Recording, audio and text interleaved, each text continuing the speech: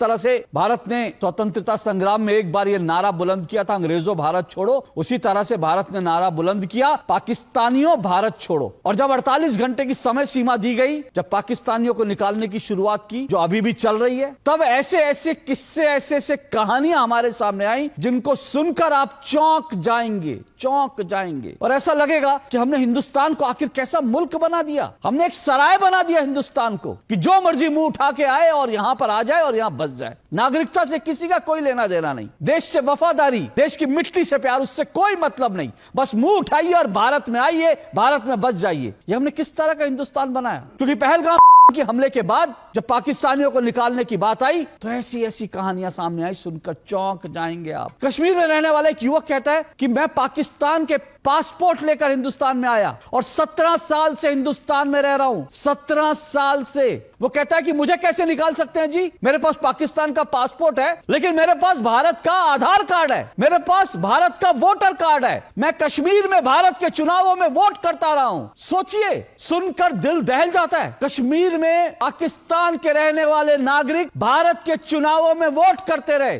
Passport Pakistan का है, लेकिन वोटर आईडी कार्ड भारत का है, हिंदुस्तान का है, आधार कार्ड हिंदुस्तान का है। और नाम का ये युवक कहता है कि मैंने तो यहीं पर पढ़ाई करी है जी, मैंने तो हिंदुस्तान में पढ़ाई करी है और भारत सरकार के पैसे पर सब्सिडी लेके पढ़ाई करी है, और अब तो मैं भारत में नौकरी की तलाश कर रहा हूं जी, मुझे कैसे निकाल सकते हैं? और ऐसी एक कहानी नहीं, ऐसी दर्जनों कहानियां हमारे सामने आई हैं। 40-40 साल से लोग यहां रह रहे हैं, 40 साल से हिंदुस्तान में रह रहे हैं, पाकिस्तान के नागरिक हैं, 40 साल से हिंदुस्तान में रह रहे हैं। किसी ने पूछा नहीं visa extend, visa extend, visa extend, visa extend.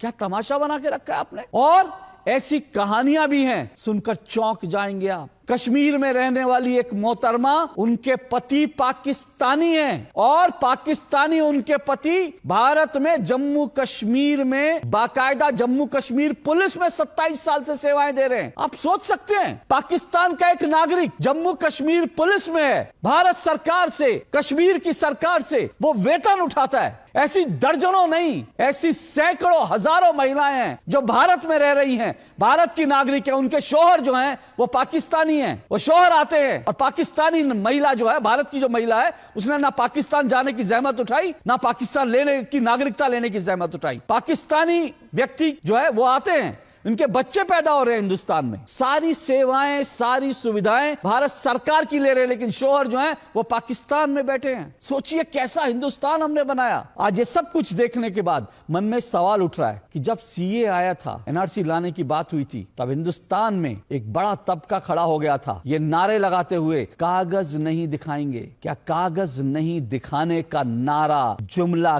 कविताएं इसलिए पढ़ी गई थी कि भारत में जो पाकिस्तान बसा रखे हैं, इन पाकिस्तानियों को बचाना है, इन पाकिस्तान को बचाना है।